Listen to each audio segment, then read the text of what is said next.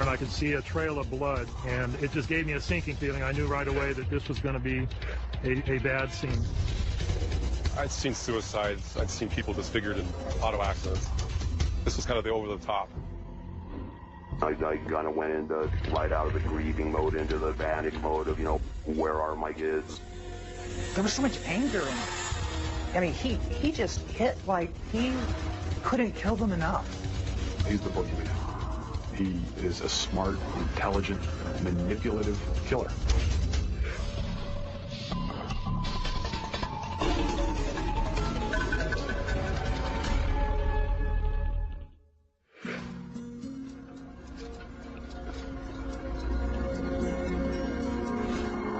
Coeur d'Alene, Idaho, a sleepy town known for its rugged beauty. People that come here because they love the lakes, they love to fish, they love to hike. It's a place that makes you feel safe. But on May 16th, 2005, Coeur d'Alene loses its innocence in the wake of the most brutal crime the area has ever seen. It's an ordinary Monday afternoon when local police receive a call from a man named Robert Hollingsworth. He's just come from a neighbor's home where he noticed what appears to be bloodstains splattered across the front door. There's blood all over the door. Nobody comes to the door. Not sure what to make of the strange report, the Kootenai County Sheriff's Department dispatches a deputy to check on the residence of Brenda Groney. She lives with her boyfriend, Mark McKenzie, and her 3 children, 13-year-old Slade, 9-year-old Dylan, and 8-year-old Shasta. It's a family that Deputy Moyer knows well. I drive by and Dylan and Shasta would come out to the car, and I give them sheriff deputy stickers, and they wanted to look in the patrol car and see the lights. But the moment he arrives at the Groney home, he can tell that something's not right. It was very calm and still, and there was kind of an eerie stillness about the residence. And as I walked up to the front door, I saw the blood on the front door. There was a smell and odor that, if you've been in law enforcement long enough, it smells like death. And as I walked around the back and saw a smear on the back door of blood, and the door was ajar, and that initially just sent a chill down my spine. My senses kind of went up, and I took a little more precautions. I called for another unit to come back me up. We walked up to the front door, and I looked into the front door, and I could see a trail of blood. It just gave me a sinking feeling. I knew right away that this was going to be a bad scene. Investigators enter the home cautiously with guns drawn. I turned the corner. There was what appeared to be a young male face down, female face down. It appeared to be they were bound and their heads were mutilated. And then I saw the man. I saw the man laying on the floor. But I could see that he too had been bludgeoned multiple times in the head and had suffered severe head trauma. The 3 bodies were placed, one next head to toe, head to toe, head to toe. Mark McKenzie, Brenda Groney, Slade Groney, all bludgeoned to death. And I remember thinking to myself, my God, this is a mother. This is a mother who has been tied up and murdered right here along with her own child. And how horrific that was. I'd seen suicides. I'd seen people disfigured in auto accidents. This was kind of the over-the-top. I really hit home. It hit my heart. It's hard for me not to get emotional. You don't prepare for that in law enforcement. But I still had to reach down and say, you know what, I got to do my job. I've got kids in this house.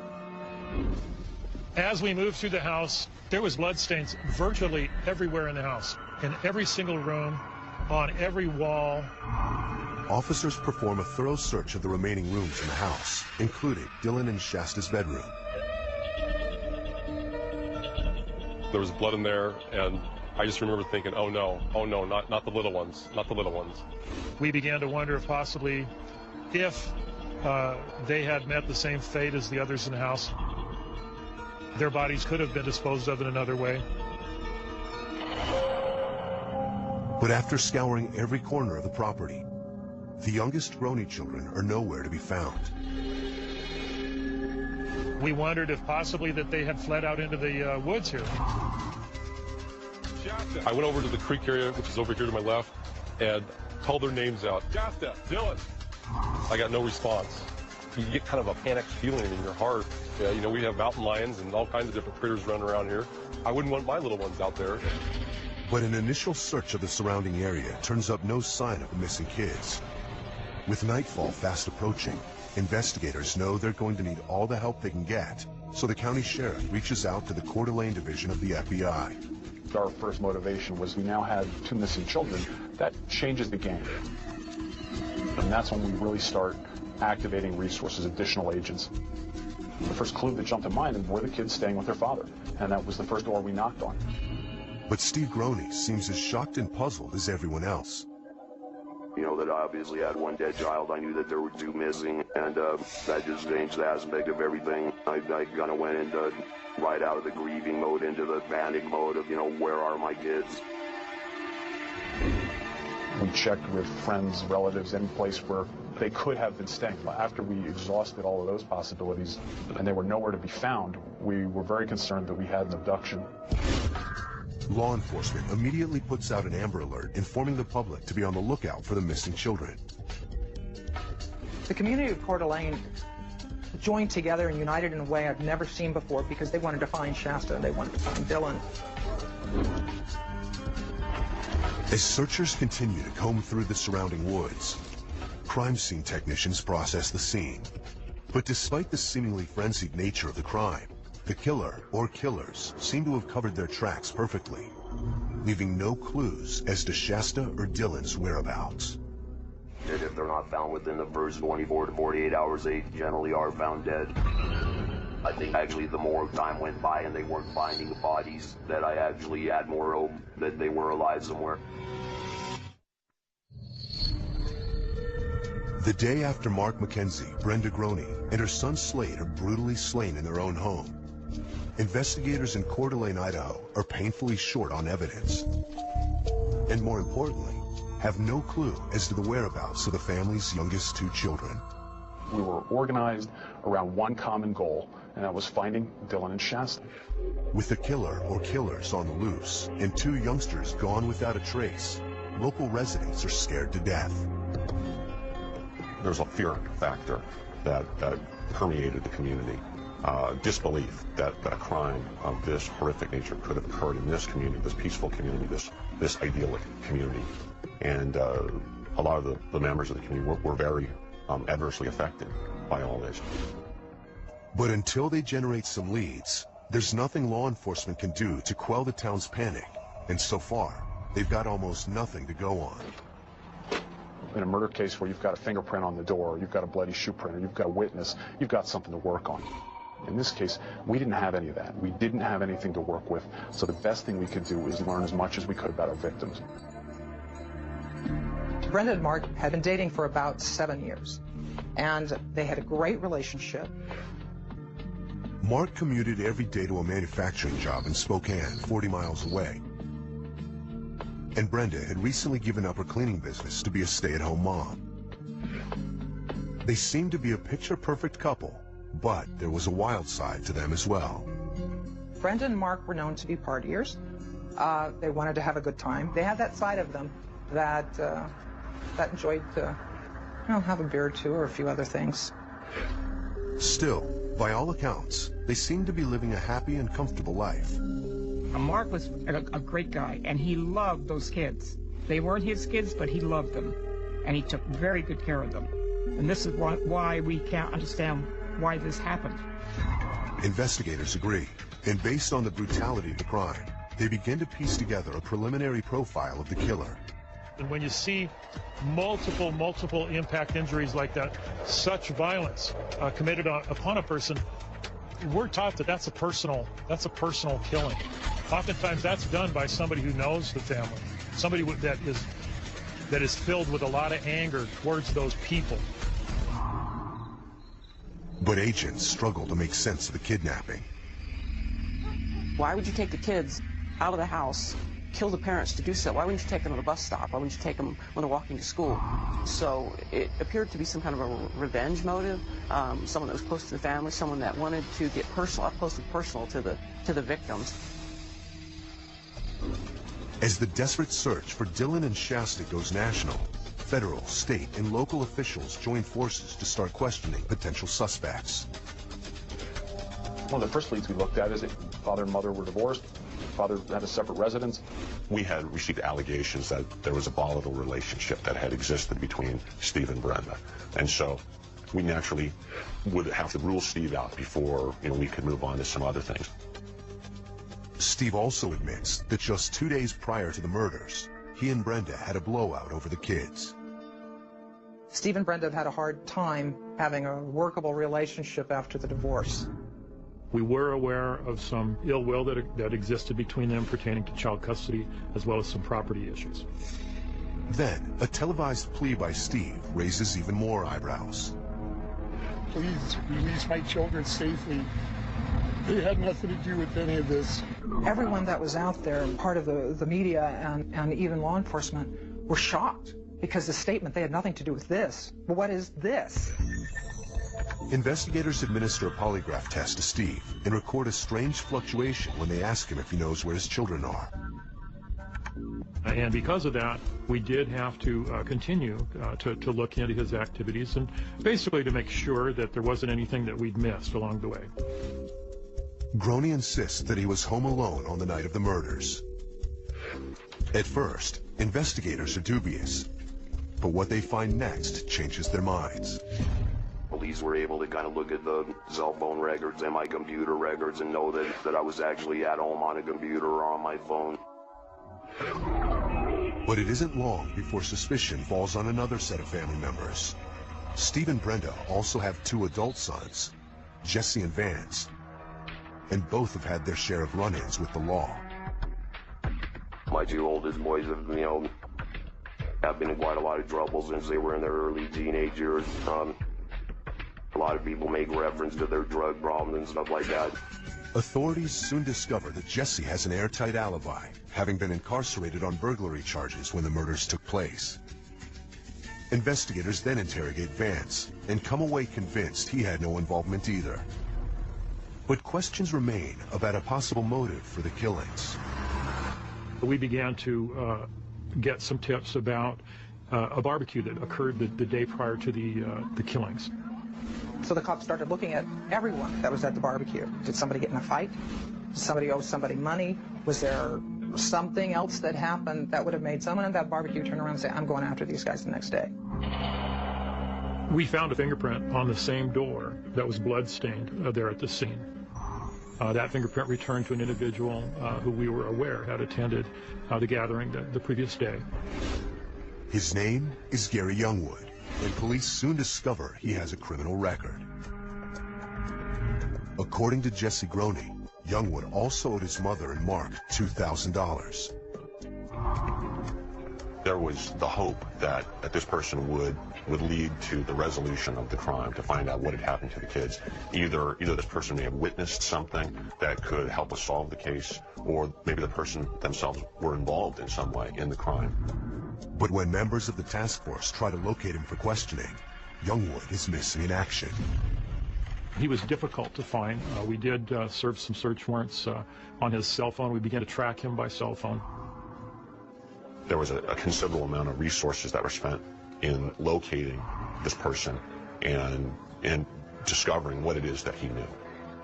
A follow-up call to Youngwood's parole officer reveals that the day after Brenda Groney, Slade Groney, and Mark McKenzie were bludgeoned to death, Youngwood notified her that he was leaving town for a short vacation in Boise. One of the thoughts is that he's avoiding contact with us because he knows something. The FBI is exploring a new technique called brain fingerprinting that is designed to establish whether or not a person has knowledge of a crime by recording the brain's response to images flashed on a computer screen. Some believe brain fingerprinting may someday be used like lie detector tests in criminal investigations. Nearly 48 hours after the triple murder in Coeur d'Alene, Idaho, law enforcement is working hard to track down Gary Youngwood, whose fingerprints were found on the victim's bloody front door. He had contacted his probation officer, and at that point she told him, well, you know, the police are looking to interview you about the murders, and so he did come back, I believe, on his own.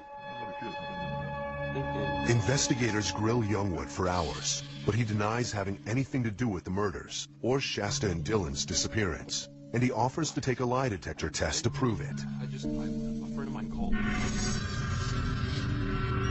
He passed his polygraph, so it was apparent to us fairly quickly that although he was a person of interest at the time, we pretty much washed him out of any involvement and any knowledge of the crime. Having ruled out the most obvious suspects, investigators turn their attention to the thousands of tips pouring into the crime hotline. One allegation was that this was a biker hit, and so we started looking at biker gangs. Maybe there was some sort of vendetta that existed. Maybe there was money owed. Maybe, you know, somebody insulted someone else's girlfriend. Who knows? And when the medical examiner identifies the murder weapon, it gives the biker gang theory even more credence. The weapon used to bludgeon the victims appeared to be a hammer with a cross-hatched face on it. And that is the sort of hammer that we find as a framing hammer or as a drywall hammer. Some gang expert threw out the fact, well, you know, if they were killed with a hammer, that sounds like outlaw bikers. Was this a biker gang that rolled through town? We just didn't know. Brenda Groney was into motorcycles. So when we started getting these allegations of a potential biker hit, it made a little bit of sense to us. But investigators can't link any particular biker gang to the scene. And it doesn't make sense that they would take the children, who have now been missing for almost 3 days. I never gave up hope that we would get the children back in this case. Statistically, however, in child abduction cases, it is very unusual.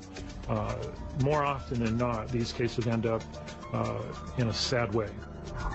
Those hopes are bolstered, however, when results of the FBI's blood analysis return from the lab.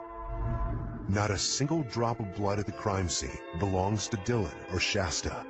When the lab results came back and we determined that the blood was Slade's blood throughout the house, we were relieved to know that the kids might possibly still be alive somewhere.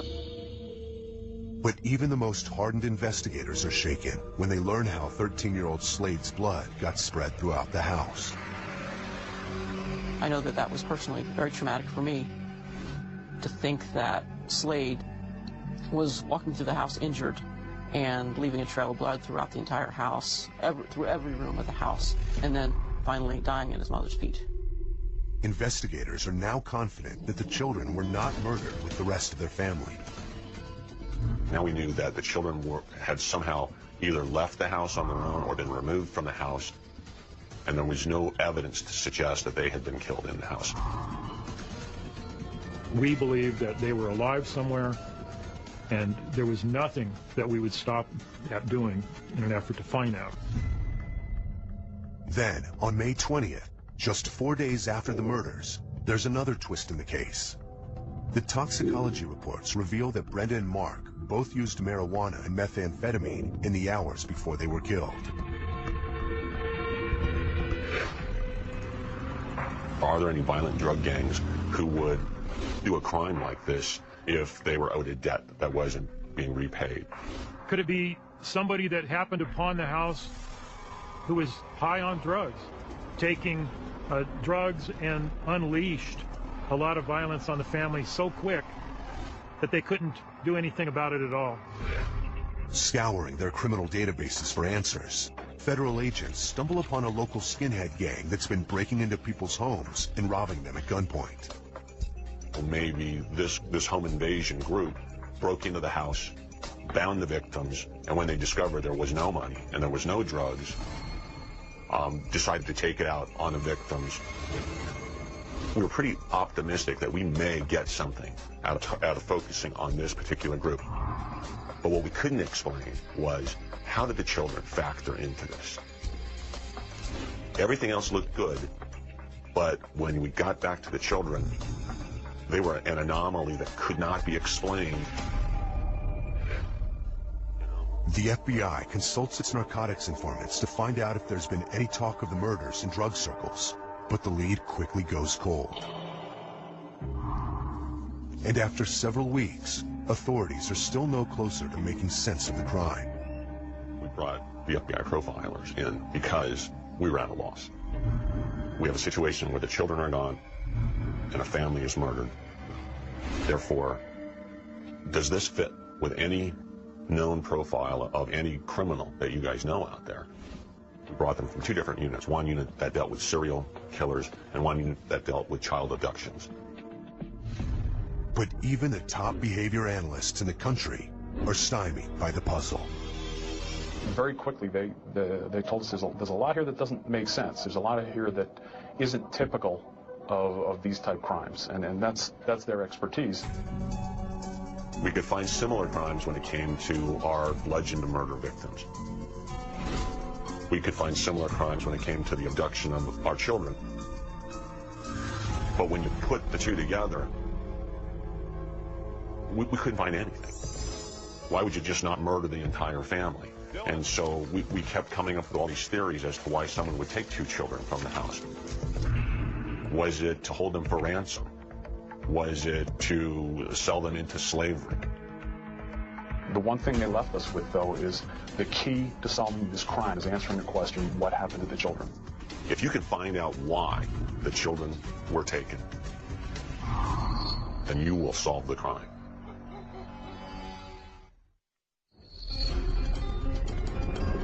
It's been almost 2 weeks since Dylan and Shasta Groney vanished in the dead of the night, and the task force is no closer to figuring out what happened to them or why their family was murdered. Yeah, I had high hopes still that they were alive. I just didn't know whether I would ever see them again in my lifetime. My one thought was, my God, I hope they're alive. But as time went by, it got worse and worse, where I was more and more sure that something had happened to them. By the end of May, there are 150 federal, state, and local investigators toiling around the clock and working every angle. I was running on very little sleep, as was most all the investigators in the case. I don't think many of us slept any more than a couple of hours a day for probably the first 10 days of the investigation. 2 more weeks go by, and despite the heavy news coverage, the case is going nowhere. Until a local woman comes forward with a promising new lead. On the night that Dylan and Shasta's family was murdered, she was traveling between Coeur d'Alene and Spokane sometime after 2 a.m. She told us that she saw the vehicle, a dark-colored vehicle. She believed it was a Lincoln, pull off on the highway just to the east side of the crime scene. She believed she saw 3 male adults in that car. She called that in because she thought possibly that car may have been involved in the crime. At first, the lead doesn't seem very promising, until investigators discover that the spot where the 3 men pulled over is less than a mile from the home where Brenda Groney, Slade Groney, and Mark McKenzie had just been bludgeoned to death. Shortly afterwards, we received another informant.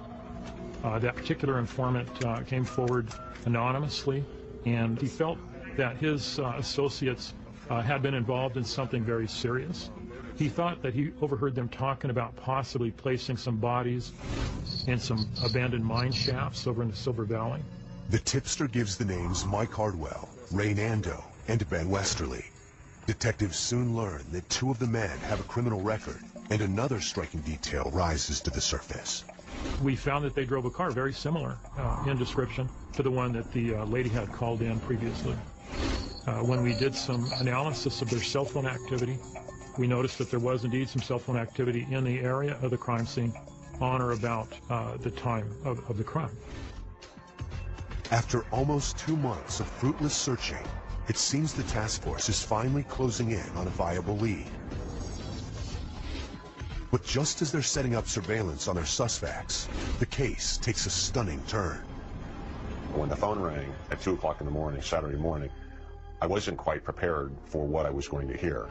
I couldn't believe it. I refused to believe it at first, and even said, "You have got to be kidding me." FBI agents are quickly brought up to speed on a local waitress who has a shocking story to tell. I had just come back from my break. I automatically checked my section, and I had noticed 2 new people in my section. I get a clear view of the little girl. It was an instantaneous, oh my God, is that Shasta? She remained with her head down. Her hands were in a prayer position, stuck between her legs. Her whole body language just screamed, help me. Hey, how are you guys doing tonight? But the waitress doesn't miss a beat. She takes their orders, then sneaks to the back of the restaurant and tells her manager to call 911. I saw the squad car pull up. I walked out, and as soon as the officer stepped out of his vehicle, I told him he was going to need to call for backup. I was positive it was her, and he was going to need more help. When backup arrives, the police cautiously enter the restaurant and escort the man without incident to their squad car. The officer had grabbed my elbow, and all he said was, stay with her. I said, honey, what's your name? And she said, Shasta Groney, and she just started bawling. When we first got the call that Shasta was found, I was elated. I was ecstatic. Although we had so many questions. Who was this person that Shasta was found with? Where has she been this entire time? Was this a person that just found her wandering on the street? Was she dropped off? It was unbelievable. And of course, all of us wanted to know, where was Dylan? Shasta's rushed to the hospital for evaluation. And after a harrowing 2 months, Steve Groney is reunited with his daughter. Kind of, laid my head on the pillow next to her, and she eventually kind of opened her eyes and said, Daddy, and gave me a big hug. At the command center, investigators interrogate her companion. He is identified as 42-year-old Joseph Edward Duncan III from Fargo, North Dakota. I thoroughly expected to find that this was going to be one of the many, many names that we had dealt with in the investigation. And when he told me the name, Joseph Edward Duncan III, I was perplexed. I had never heard that name. And I can recall saying, who? We start doing all our record and database checks, and we come to find very quickly that he's a level 3 sex offender who is a fugitive from a molestation case back in Minnesota. Level 3 sex offenders pose a potential high risk to the community because of their history of sexual assaults. In fact, Duncan's first recorded sex crime occurred in 1978 when he was just 15 years old. 2 years later, he was sentenced to a Kansas City prison for molesting a teenage boy. There, he was diagnosed as a sexual psychopath and underwent years of intensive psychological evaluation. On the surface, he seemed to be showing signs of reform, until 2004, when he was charged with sexually molesting a 6-year-old boy at a playground in Detroit Lakes, Minnesota. But Duncan was not ready to go back to jail. He managed to borrow $15,000 for his bail and immediately left town. He had a webpage where he wrote extensively about society's persecution of sex offenders. He knew he was going back to prison for the molestation in Minnesota, and he made a decision. He decided, I can either stay here, try and fight the case and risk going to prison, or I can go on the run, take whatever money I have, and I can live out my ultimate fantasy. That was his goal. His final blog entry, written just before the murders, is especially menacing. In it, he rants about striking out at society. But Duncan's motives no longer interest investigators. Their sole concern now is the whereabouts of Dylan Groney. I did make an attempt at interviewing Mr. Duncan. However, Mr. Duncan invoked his Fifth Amendment right to silence. Determined to find Dylan, investigators search Duncan's vehicle and discover a treasure trove of evidence. Shotgun, Duncan's laptop computer, his GPS device, an empty package that the plastic zip ties had been in. A key piece of evidence was a small microdrive, a 4 gigabyte microdrive that contained a lot of still images and video images of the children while they were in captivity. And so the investigation then ramped up tenfold in an effort and in a belief that Dylan may still be alive. But they're unable to find the murder weapon or anything that might lead them to the missing boy. And I still had hopes that they were going to find Dylan alive somewhere. Running out of options, police turned to the only other person who may have information on Dylan's whereabouts, his sister Shasta. We assigned an investigator to conduct interviews with Shasta to get the full story from her, to try to assess whether or not she had actual knowledge or not. The little girl begins to tell her story, and it's a tale more haunting than anything the seasoned investigators have heard before. I can only imagine what the children went through. Police in Idaho have finally rescued 8-year-old Shasta Groney from her abductor, fugitive sex offender Joseph Edward Duncan III. When I heard Shasta had been found, I just cried. And I just thought, thank God, thank God. And then a second later, I thought, where's Dylan? It was hard to be happy and elated about it because now I understand that they don't know where Dylan is still. So it, boy, just emotionally, man, it was a roller coaster. As federal agents search Duncan's laptop and GPS for leads on the missing boy, Shasta tells investigators her story. On the night of the murders, the little girl awakens to the sound of her mother's voice calling her and Dylan to the living room. There, she sees Joseph Duncan standing over Brenda, Slade, and Mark with a shotgun. He removed the two children, Shasta and Dylan, from the home and laid them in the grass out on the back of the house. He did not want Shasta and Dylan to see what he intended to do to their family. When he's done, Duncan drives the children 95 miles away to a campground outside the town of St. Regis, Montana. Once there, he proceeds to sexually assault both of them. The children must have felt absolutely helpless and alone out at these campsites. They're in the middle of nowhere. They saw no other humans, no other vehicles. You don't even hear of the presence of man out here. So they literally must have thought they were at the ends of the earth. My first thought was, how can I kill this guy? I had a lot of spiritual help from some people. 6 weeks into the children's captivity, Duncan takes Dylan into an abandoned cabin where he tortures and molests him. A few hours later, Duncan shoots Dylan in the head in front of Shasta and burns his body. I thought to myself, it was shocking. And I thought, what a monster this guy was. To know that there's people out there that can inflict this type of pain on a child, it shakes your whole foundation of beliefs. And it's overwhelming. Duncan then tells Shasta that he spared her life because she taught him how to love. Oh, I don't believe for a minute that he was planning to let Shasta live. And she was lucky. The next day, using data from Duncan's GPS and laptop, investigators locate the campsite where Shasta says her brother was murdered. Searching the area on their hands and knees, Bureau agents soon find what they're looking for: a fragment of bone, and at a nearby culvert, more bone fragments. When they told me they had conclusive evidence that Dylan had been murdered, I pretty much lost it. And that just broke my heart. You know, Dylan was such a loving, tender-hearted kid, and eventually find out all the things that he went through during that period of time. That was hard to take. When investigators confront Duncan with all the evidence against him, he finally confesses.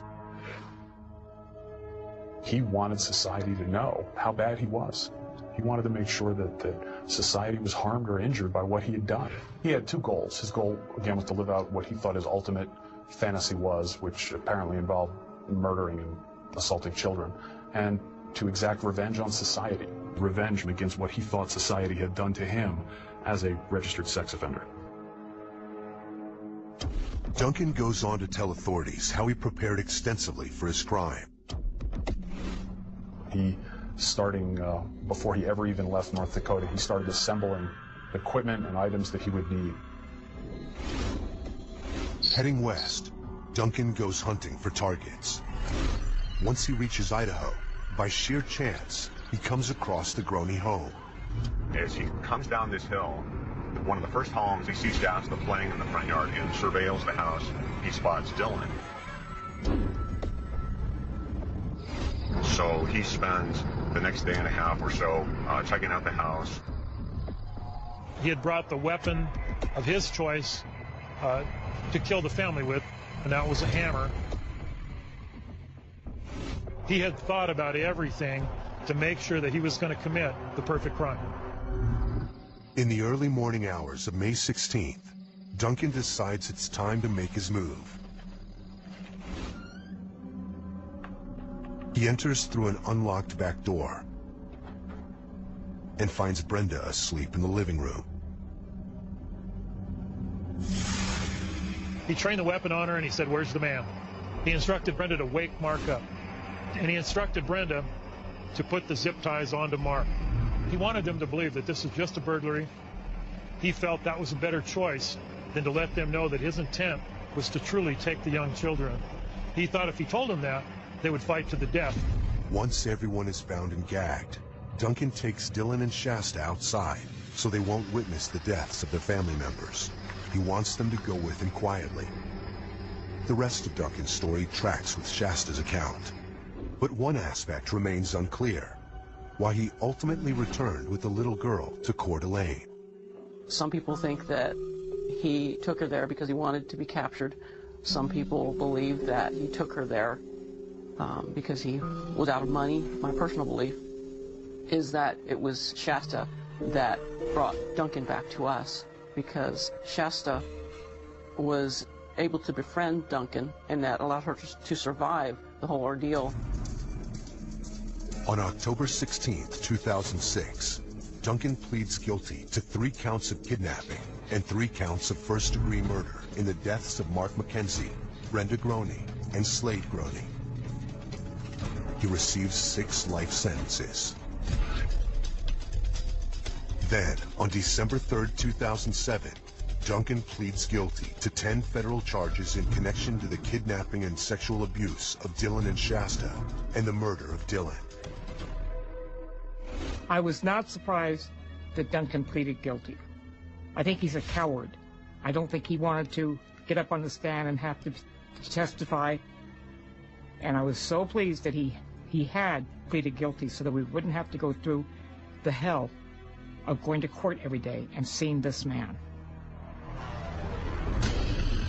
Almost 3 years after the horrific crimes in Coeur d'Alene, Duncan receives 3 additional life terms, plus 3 death penalties, and is sent to the Terre Haute Federal Prison in Indiana to await execution.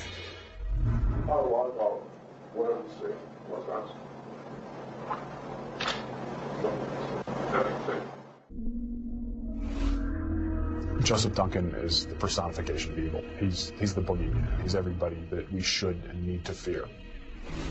Today, the Mackenzies and the Groneys do their best to move on from the tragedy and always keep the memories of their loved ones close. I talked to Mark on the phone a couple of days before this terrible thing happened.